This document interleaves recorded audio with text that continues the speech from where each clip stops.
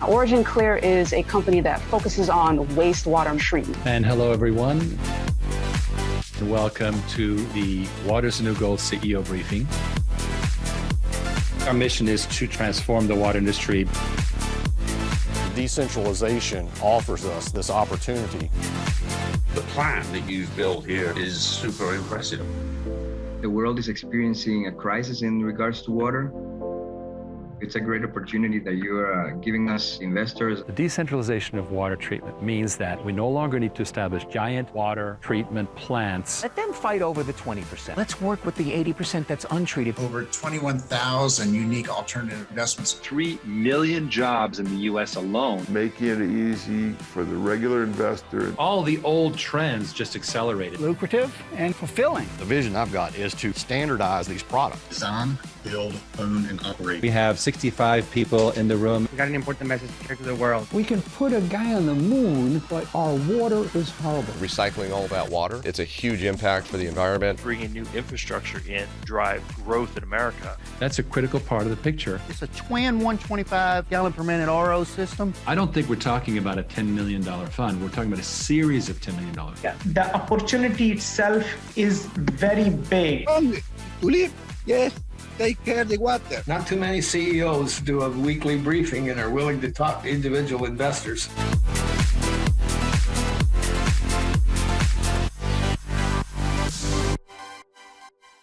And hello, everyone. Welcome to the CEO briefing. And I see we have a lot of people arriving, so that's excellent. I'm going to jump right in with some of the formalities. This is going to be very fast-paced, lots to cover. This is what I'm calling the State of the Company 2022. It is January 27, 2022, and it is not February briefing number 14. It's like 145. Helping you thrive in the world's only vital, scarce, and recession-proof market. And we are also, as always, in Spanish. Just click on the globe in your dialogue or window, whatever you call it. Safe harbor statement, you know the drill. We do our very best to tell you how it is, and things may differ materially from what we express in these forward-looking statements, but we try and correct them as fast as we can. And of course, the Securities and Exchange Commission has not passed on all these statements. It's all in our filed reports, quarterly and annual. Okay, so State of the Company, OriginClear 2022. Now, I basically divided this review into 5 sections. One is before water. It's like before the flood, right? And then, by the way, Rhett, if you're raising your hand, you just do a chat. We don't actually open up live conversations. Just do a chat. Anybody who raises their hand, nothing will happen. You just need to do a little chat thing, and I'll answer that. Okay, so before water, and then 4 very important stages, which you can see right here. All right, well, this covered before water, and that was algae as a biofuel. And I think you're gonna just dig this. This is a video from back in the day, and I'm gonna go ahead, old video on Bloomberg, but let's see how it comes across here. This is Taking Stock on Bloomberg. I'm Pim Fox. Origin Oil, founded in 2007, has developed technology that is used to convert algae into renewable crude oil. All right, what kind of role will algae play in the future of U.S. energy policy?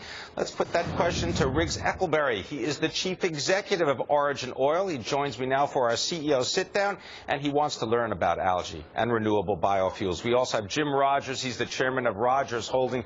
Good to have you with us. Thanks for coming. Explain Riggs, what is this whole thing about turning algae into some kind of biofuel? Well, Pim, first of all, algae is old petroleum. Petroleum is old algae.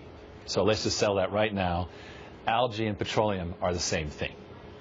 So what does that mean? It means we can make vast amounts of algae right now in a beneficial way that can be the petroleum of the future.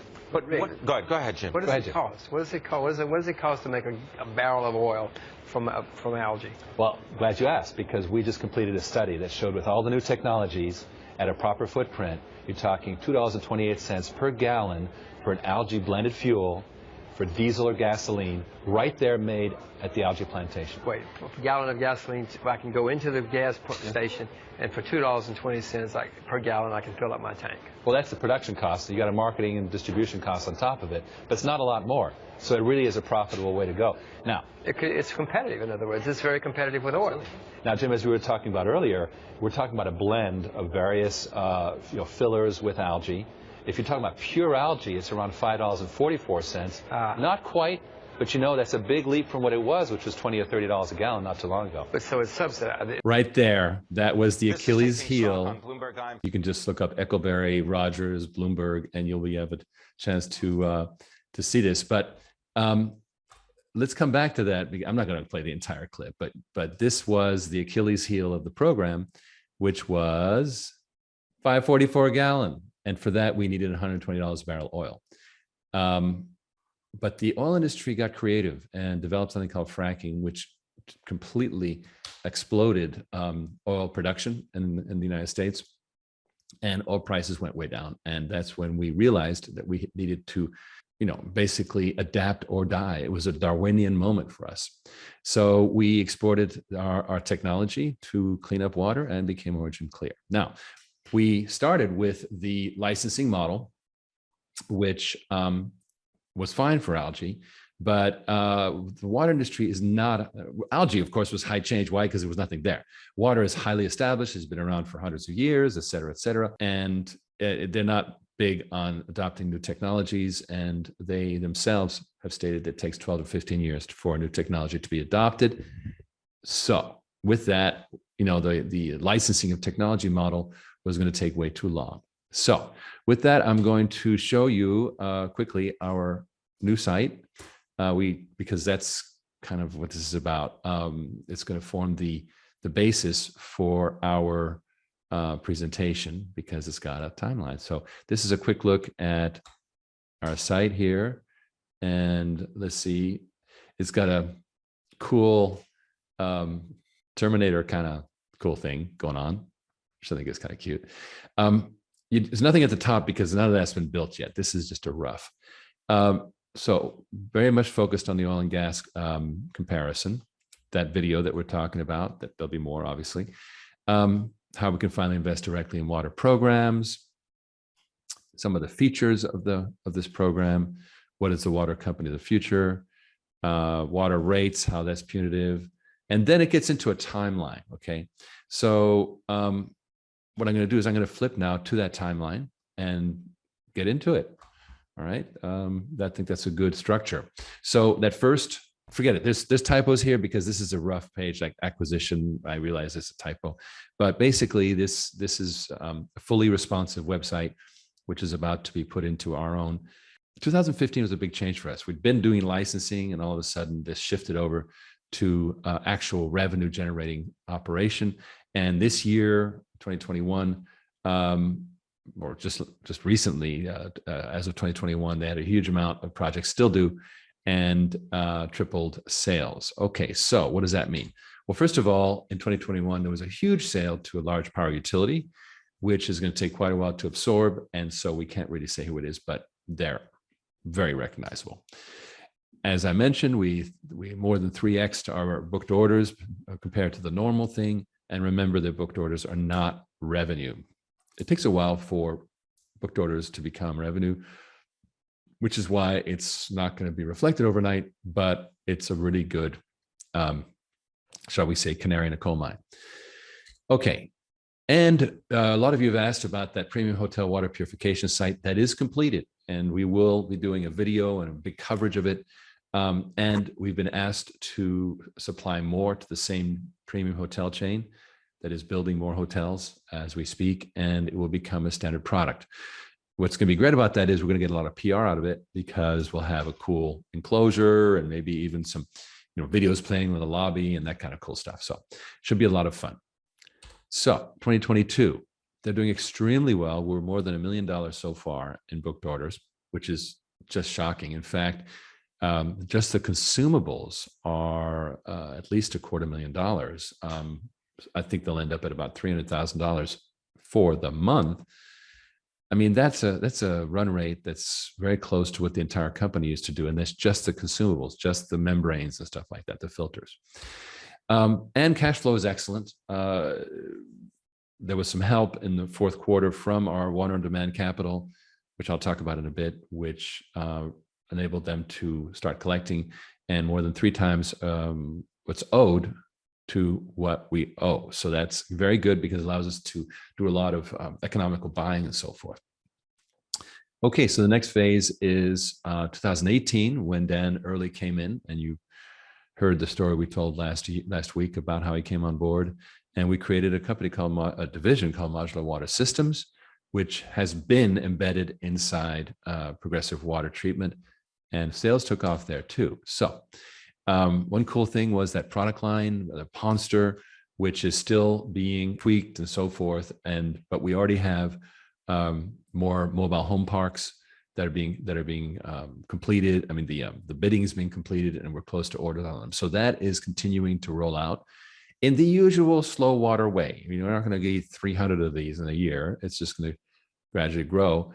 Hopefully, we will be able to resell it in the channel. It is a very needed product by trailer parks. Okay. And as part of Progressive Water, they contributed almost $2 million in booked orders. They contributed about $750,000 in revenue in 2020. Remember, there's a difference, but it still indicates that they popped a tremendous amount of expansion, which is great news. Okay. And here's the cool news, that we are developing them as we're going to pull them out of PWT.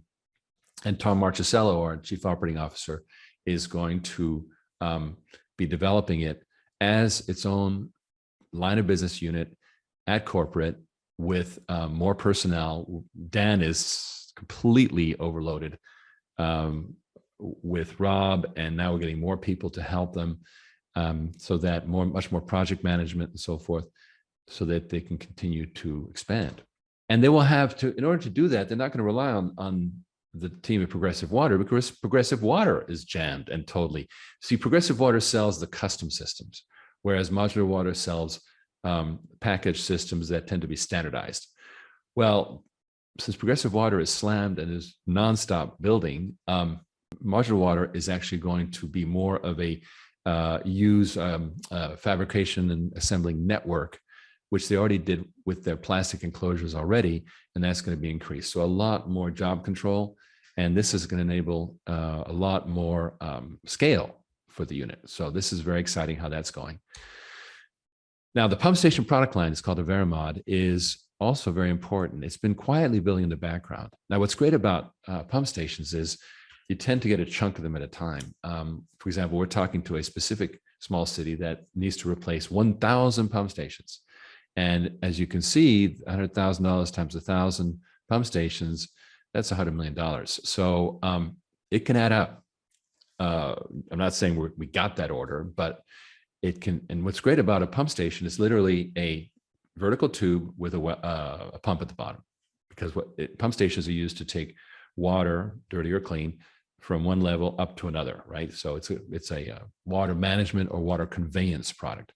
So pump station is really going to be its own product line. It's going to have a team on it because it's highly profitable. We have a winning design that especially works for small cities. So that we actually have quite a bit of business with small cities. Okay, so now here we move to the real water demand thing, and many of you have heard the story about how water on demand came about. Well, it came about at the beginning of COVID, right about this time in 2020, when we saw the prices of crude oil crash because Wuhan had been shut down for a month, and investors freaked out, and we realized that we really needed to adapt or die, right?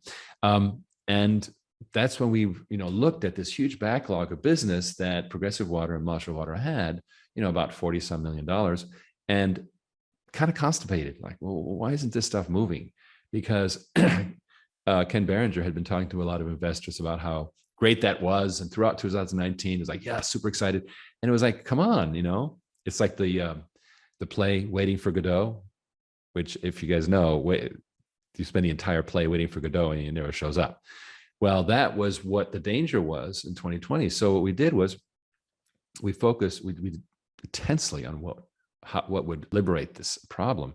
And we came to realize that it's the money, stupid, right? If we could fix the money, then everything else would flow. And that is the program that came to life. Now, let's talk about some wins. We've put together the $300 million offering, and that allows us to go, it's designed with different tiers so that in the same offering, we can work with our core retail accredited investors who have helped us build the company, but then scaling up to the larger level stuff. And to do that, we have to become much more institutional in character. There's going to be a transformation of the company. And that's one of the reasons why Andrea D'Agostini has joined us as Chief Strategic Officer, and he's bringing on some other assets to dramatically upscale or upgrade our structure so that we are, kind of properly appeal. Because we have this wonderful world-class, quote unquote, unicorn thing. A unicorn is $1 billion company. It's kind of I use that as shorthand to say it's an amazing world-class offering, but it's a penny stock company. So we need to basically reconfigure the company in a way that appeals to these institutional investors and also is ready for the NASDAQ. Okay. Capital began flowing on 1 November. And now you're going to get a look at the actual entries in the ledger that have occurred. So what you're looking at here is money that came in. On the left, it was the amount expected. On the right, it's what actually came in. And what got banked. Again, 50% goes to water on demand, 50% to company building. And you can see at the bottom here that we're very close to $1 million. Actual receipts are $892,500, bottom right. Down middle, the bottom is $953,600. So that tells you the whole story. When we hit the $1 million, it's going to be a really great milestone. And it shows just how devoted, because most of these are existing investors. Some of them are new, but a lot of this is our, loyal investor base who are just they're there for us. They're amazing. We love them. But some of them are new, and that's fine too. Of course, we got to have new. All right. So continuing here, we had so here's the problem that I saw, which is that if you're going to do managed water on demand, which is pay per gallon, and it's very complex. It takes a while to get these things done and structured and so forth. So we wanted to put the money to work, and we did. So we loaned some money to Progressive Water Treatment, and happy to report that Progressive Water Treatment repaid the loan. It was a secured loan because everything we do in water on demand is secured, right? And generated a small amount of dividends, which we will be paying out to these investors. It's by no means the full game, but it was nice to actually, break the glass and, when you baptize the ship and the champagne bottle hits the ship and cracks, well, we did that and the money started flowing. And we are going to do much more besides, which I'll talk about. Okay. Now, one of the things that we know, again, is that our own companies are overloaded, right? So we want to be more of a contract management and enforcement organization. And so Emmanuel Viana, who's just an amazing manager and is the general manager of Water on Demand, he is being charged with, putting together these contracts so that when we say there's an Atlanta client and our friends over at AdEdge in Atlanta, which is a water company we admire very much, we tell them, okay, you've got the contract, the client remains ours, the asset remains ours, and the contract is ours, but we're using that external water company to deliver the product and do the local support. That way, believe me, it's really painful having to do direct support of a distant site, and it's a specialty all of its own. So you want to use local water companies, and that's how it will scale up. And our modular water systems technology is perfect for these sites, and we want to license it to the contracting companies because we know how that works, and we know that it is world-class, and we have a chief engineer who is a guru in it. So that's where the licensing finally comes in an environment that we control fully. Now, I wanted to quickly flip over here to how we tell our story. And this is how Ken tells it. And I'm going to just flip over right here. Concept is, and this is, by the way, slightly out of date, but it's pretty good. This concept of water like an oil well works. Why? Because we don't have to go through all this explaining about how businesses are starting to do their own water treatment and why, and nobody really believes it. It's like, look, water should be like an oil well. You should be able to invest in a water treatment system the same way you can invest in an oil well. And that has been very useful comparisons. Really, has it's been a home run for us. And so I'm not going to play. This is that Alabama Mobile Home Park. We are on site at the mobile home park, and we are installing the Monster 30K biofilm bioreactor system as part of an upgrade to the lagoon treatment system that's been in service here for over 50 years. So I won't go on with this, but this is part of the presentation, and it's up on our website, of course. Now, we're basically saying, look, master limited partnerships in oil are huge, 300 billion plus, key player. They do not replace the oil companies, they complement them. The same way we want a similar structure, water on demand, to complement the big water companies, but not replace them. And of course, these are stats you've seen before about how agriculture industry uses most of the available fresh water, and they are the ones who are being forced to do their own treatment increasingly. And of course, the federal government's giving less and less. Can't fix it centrally. Is there a better way? Yes, it is the proven model of the master limited partnership. And this thing was invented. Again, I'm not going to get into it because you've heard the story, but the master limited partnership has proven to be a durable model. And we realized we could do the same thing in productive water assets. And of course, it's not like oil, which goes up and down like crazy. I mean, right now it's way up, who knows, right? But water assets the demand is constantly rising because people are making water dirtier all the time, and climate change is not helping. And so water assets are a wonderfully stable, inflation-friendly product. Okay, now water on demand, what is it? Pay-as-you-go program. The client doesn't pay a bunch up front. Basically, we become the private utility. We become the municipality, but on a private basis. And of course, we don't have to ask for that $1 million investment, because if you're a brewery and you are trying to make beer, you don't really want to spend $1 million on a water system. And of course, we keep the title to these systems, and that's very important. So again, the client signs one of these water purchase agreements. We monitor water, and there's a subscription model, and it's a long, profitable service model, not just selling and going away, which is what we've been doing. It's an excellent financial model. I'm not going to go into it. Ken is very, very good at walking anyone through it who's interested. But the important thing is, by retaining ownership of the equipment, we keep the asset base, and that's super important. Why? Because getting on the NASDAQ requires assets.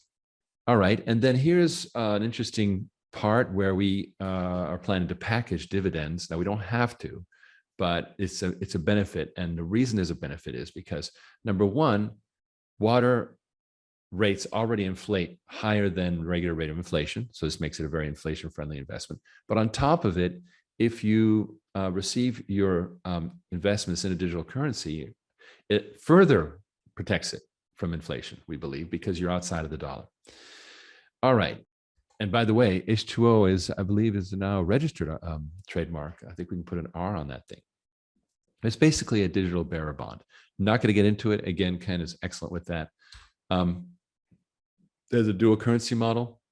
And by the way, I'm going to get into that in next week's CEO briefing, by the way, but I'm getting ahead of myself. So water on demand adds direct investment. So basically, the global water crisis is caused by a lack of funding for water. So therefore, we let the world's investors invest in water, which adds a whole bunch of new money. It is a very inflation-friendly and stable asset class. You'll be able to track and profit from production. You'll have investors eventually will have a dashboard where they'll see, little wheels, not wheels, but little, numbers of like how many gallons are being treated that you're being paid for, right? And then the total and it's going to be very fun. It can be part of the environmental, social, and governance market, which is already $37 trillion of assets under management. And because we're not doing it all based on one company, we're having multiple companies deliver it, the financial model does not depend on that single one, and it can create these secure investments. Okay. Again, because I don't want to take forever at this, the bottom line is that the features of the investment are to be part of that. These water contracts, we plan to index them for inflation. The investor gets 25% of the profits of the what's called generally accepted accounting practices profits for the life of the program. You can enforce your royalties with these assets that you can attach. Potential digital currency, which we'll talk about. It's preferred stock in a public company. That's good because you're not subject to whatever dilution might happen in the common stock. And finally, there's double equity leverage through what we call warrants. So very nice thing. Now, here's a comparison that we like to make to cellular, because cellular bypassed, in places like Africa, completely bypassed the landlines, and it became a very, very powerful investment. Now, the thing is that these investments in cell phone towers did not give dividends. It was just stock. We have a combination of stock and dividends. Here's those soaring rates that are really very, very important in these inflation times. And comparison to the master limited partnership, Water on Demand has been really built in a very similar way. Clusters of water systems under the management of a Water on Demand subsidiary, and the accredited investors participate in the dividends from the basket of water systems. And again, not relying on a single water system, because that was the strength and is the strength of the master limited partnership in energy, which is that it's many oil wells and gas production and pipelines also in one partnership. So it's not depending on the fortunes of a single one, which is very good. It's very similar for Water on Demand. All right, so again, we call it our 4 stages of Water Company 2.0. The stage 1 is progressive water treatment, build anything, $50,000 to $5 million. Stage 2, the modular water systems in a box, quote unquote. And then stage 3 is this Water on Demand. The stage 4 are digital currencies that someday may even create a water marketplace. Here's what this looks like. Again, I want Ken to have a chance to show this off. Is very, very powerful. Let's take a look at some of the planning here.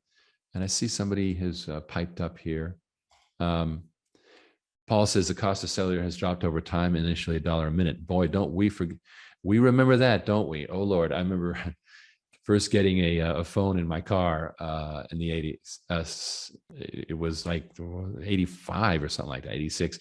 And the first month bill was $600. Like, whoa, get down. No more chatter in the car. So what happened with cell towers, of course, is that, yes, the price of cell phone minutes has dropped, but of course, the entire world has taken over. So it's been I believe that this is also going to contribute to improving a lot of the pricing. I mean, who knows what's going to happen in a period of 20 or 30 years on Water on Demand. We're getting way ahead of ourselves, but for sure it is needed and it can be profitable. Remember how about 3 weeks ago, we had an executive from Toyota who does a similar thing in on-demand cars. And he says that it improves margins by 30 or 40%, going from a sale to a service. Okay, let's quickly talk about what things have been getting done and what's coming. Phase 1, of course, was last quarter, tripling the book sales. We launched Water on Demand. We started using the funds to generate dividends. We started building white papers for the crypto, again, which I'll cover next week. I don't want to get into it this week. It's rather, we'll get into the weeds, and I don't want to do that on this overview. Okay, and then 2022, boom, great start. $1 million from Progressive Water. We're launching actively right now with Manhattan Street Capital. We have a candidate website that is getting ready to go, and these Water Demand programs begin to generate assets in 2022. we'll talk more. There's a secret second stage for the crypto, which we'll be talking about next week, so it won't be secret then. And then we'll be choosing the additional water companies. Finally, our friends over at Philanthropic Investors will continue to generate international participation. Okay, 2023, this is where we start getting close to this $300 million in capital. If we get a fraction of that, it'll be a win, because that's a lot of money. But it does lead to the ability to have an asset base sufficient for the NASDAQ uplist. And so we'll be combining these accredited and the smaller institutional investors, and it's a new global asset class. Here is what an investment can do in this offering. As you can see, because some of the what we call warrants or options are priced at 25 cents, things really take off at that point. But even without them, you can see that there is a roughly tripling of investment. And remember, these are all suppositional, and you must consult the term sheet. These are just, they suppose a bunch of variables, which Ken will be happy to go into. And remember that things are fine as long as you're in the safe harbor of those preferred shares, and you must make the decision of when to go to common stock and take the risk of the market. Okay, so here's an example of what happened with American Tower, the cell phone play that went from, gosh, it was right down there at, $3 and eventually ended up, 100 times more. So, and as I said, this is pure stock. We also add to that the dividends from the actual water production.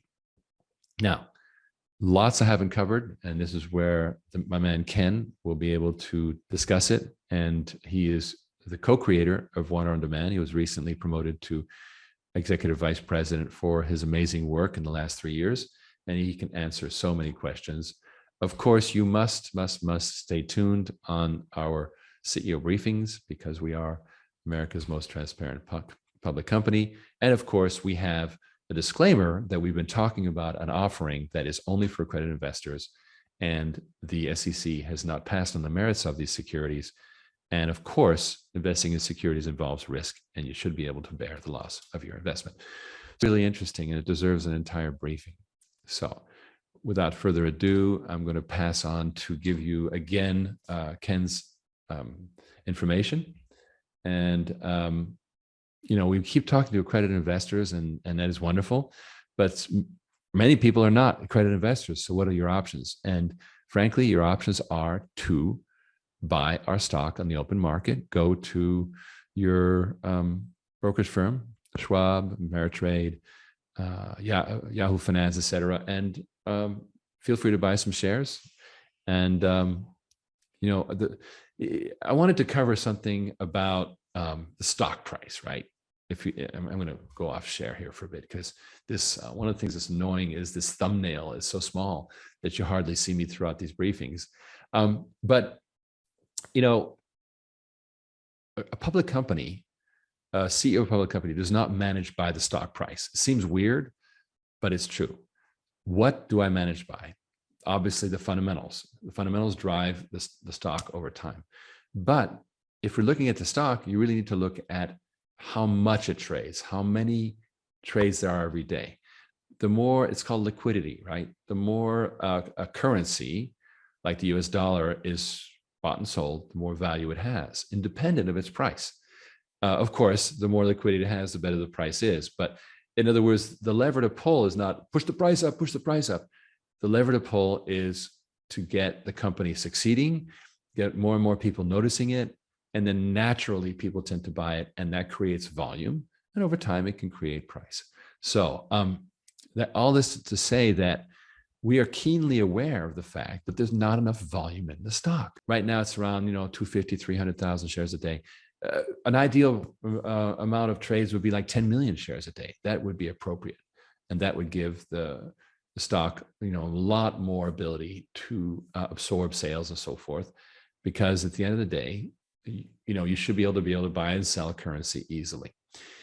This is one of the big reasons why I committed to bringing in a world-class executive like Andrea D'Agostini, and he in turn is helping me bring in other resources to repackage the company to be that kind of world-class company that can be operating at that level of trades and ultimately price. So we're well aware, again, of the weakness of the company in this public market. I mean, it's not bad. It's not in danger, but it's low, and it's just like, come on, let's start being noticed. Another thing that we're going to do is a lot more PR, a lot more visibility. There's very interesting plans there. So stay tuned for that. Now, I just wanted to make sure that, you guys, aside from Paul, I don't see a lot of people posting chats. I guess I've covered a lot in this thing, and it's a great thing. So I'm going to bring you back here to this page to find out about, yes, JRW, you're right. It bounces around a lot. And the reason it bounces around a lot in its price range is, again, because when you have low volume, somebody buys or sells 50,000 shares, that moves the stock price. And it shouldn't. That kind of thing just should not. So that's my answer. It's about trading volume. And believe me, that has a lot of our attention internally. But know this, we know that stock prices and liquidity at the end of the day comes from fundamentals. And we believe that is what will be reflected in the end. I mean, we just added $1 million in assets. This is, almost $1 million in assets. This is money we don't touch. It's either left in cash in the water on demand subsidiaries, or it's put to work in machines that we own. It's one or the other. So, and Ken wants to chime in. He says, our first obligation is to build a company. We've done that, and we think we've done it very well. So if we're able to raise tens, if not hundreds of millions of dollars of assets in this wonderful new platform, then you would ask yourself, what do you think happens to the price of the stock? Well, that's even more direct than I would say it. All I know is a lot of people come to us because they're interested, and then some invest, and that creates a lot of liquidity, we say. Okay, and that's JRW says, thanks for that answer. At least I can slowly accumulate. And I think that's a very wise answer, to just, have an accumulation strategy, because it's impossible to tell where you found a bottom. But, if we're adding assets predictably, then that creates better and better book value over time. That all by itself is a huge fundamental. All right. And then Robert Baxter says he sold in home water softener, Rain Soft, big dollars. Well, right on. I love people in the water industry. They're super cool. Okay. oc.gold/Ken. He has a fascinating way to expand on everything I've said. I've spent enough time already, but I want to tell you that next week we will be discussing where we're going with crypto, and you will find that really, really interesting. Now you go, well, Bitcoin is down, Ethereum is down. I don't even look. I've got a crypto portfolio. I'm like, please I don't even want to know. I'll just leave it alone, because whatever we do in cryptos has got nothing to do with the current market. It has to do with the market a year out, longer, and it's really a long-term thing. But it's fundamentally important for our own investors to have this packaging of dividends. And I'll be discussing that in proper detail with the help of some, probably Andrea will come in, because he's leading the charge on that. So I think you'll find that very, very important. And I do hope you'll join us. It's going to be a great show. I thank all of you who've stuck around for this recap. It's been kind of fun going down memory lane and showing you that preposterous Bloomberg video. That was kind of cute. But here we are. And I think I know we have just a world-class vision that is becoming real, that we actually are coming close to $1 million of capital. And that only took about 3 months, right? We started November 1st. So incredibly well done to Ken and to all my investors, our investors who jumped in and believed. You are just the best investors that a CEO could hope for. So Bob Roos says OCLN shares are a bargain now, and thanks for the great job. Well, thank you, Bob, for being so supportive of us all this time. And you're one of the golden ones. So thank you. All right, everyone, I'm going to switch it off. It's been great. And remember, if you're not accredited, buy some OCLN shares. Can't hurt. And I'm not going to say they're going to go up or down, but we're doing a good job. So thanks again. Good night and enjoy your weekend.